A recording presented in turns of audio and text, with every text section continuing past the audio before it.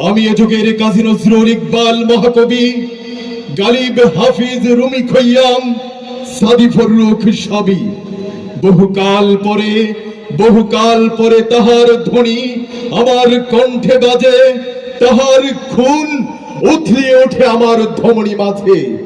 কাব্যে আমার জলে বিদ্রোহ, বাজে চেতনার বীণ, কাইকুবাদের আজান ফুকারে আমাতে মুয়াজ্জিন।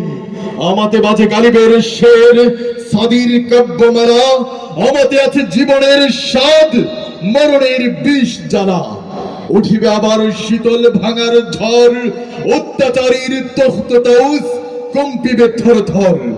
সম্মানিত উপস্থিতি, আজকের এই তাফসীরুল কুরআন মাহফিলের প্রধান বক্তা হিসেবে ঈমান বিষয়ে কুরআন ও হাদিসের আলোকে অত্যন্ত গুরুত্বপূর্ণ আলোচনা পেশ করবেন রাজপথের লড়াকু সৈনিক, বাতিলের আতঙ্ক, বাংলার দ্বিতীয় মামুনুল হক মুফতি তাজউদ্দিন আল হামিদি দামাত বারাকাতুহুম।